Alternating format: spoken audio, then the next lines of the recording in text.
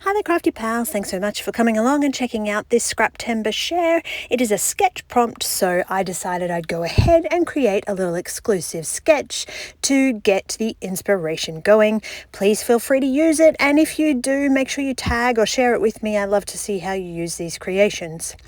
Now, for Scraptember, my mojo is getting a little bit low as we sort of get towards the middle of the month.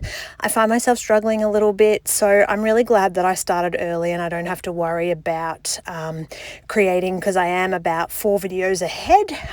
But so I'm starting to prep my backgrounds or thought process a little bit more. And in this case, I knew that I had some pattern papers and a few birthday themed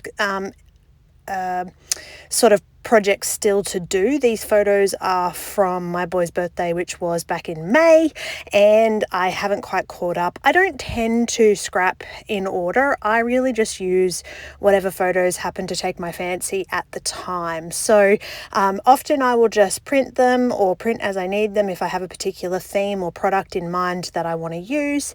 And in this case, the Happy Birthday red word thickest title was what inspired sort of this red kind of theme. And I went first with this pattern paper.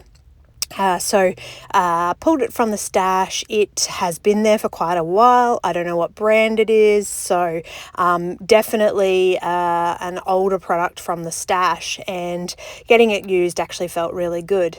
The circle was actually a little bit of the inspiration from the paper. You know, I just picked it because it had that pop of red, but cutting out the circles sort of really just struck me for that upper right hand corner. So that was really fun to work with, and I am really enjoying distress inks on backgrounds at the moment. So going with just a stencil.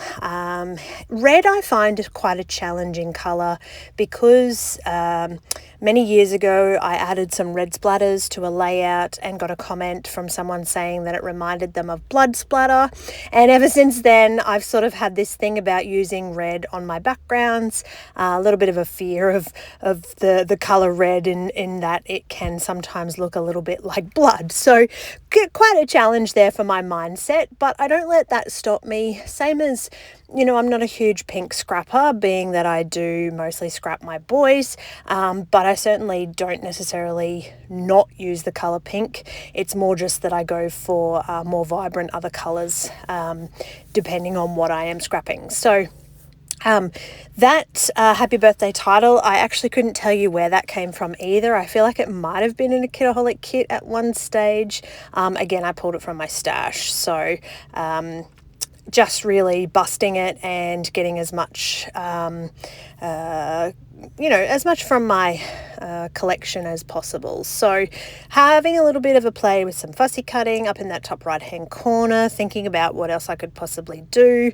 And I end up deciding that I do need to bring a little bit more red into that, just to tie that little cluster of embellishments into the main layout. And this is not something that I would have done in the past or normally do, but I think this little corner cluster is just fantastic. I think it's really fun. I love how the red on the border is quite dark and then it blends into that lighter sort of red, and it has the circles, and as you see me go through here, I start to pull out a few bits and pieces from stash, stickers and little descriptors and different things that I can use around this particular layout. So apart from the Happy Birthday title and the paper, I hadn't sort of pre-planned this particular embellishing, so this is a great chance to work through my stickers and pick out and see what I've got that could actually work.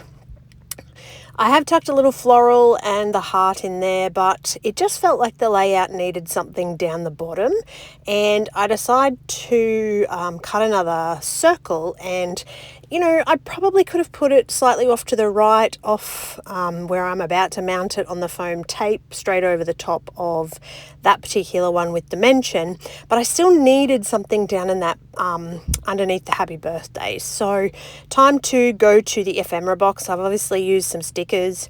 I know that somewhere, that's the thing, isn't it? Somewhere I have Happy Birthday ephemera tucked away. I don't know exactly where. I'm sure it's there somewhere. And I obviously want to journal in some capacity here too. So this little details piece was perfect.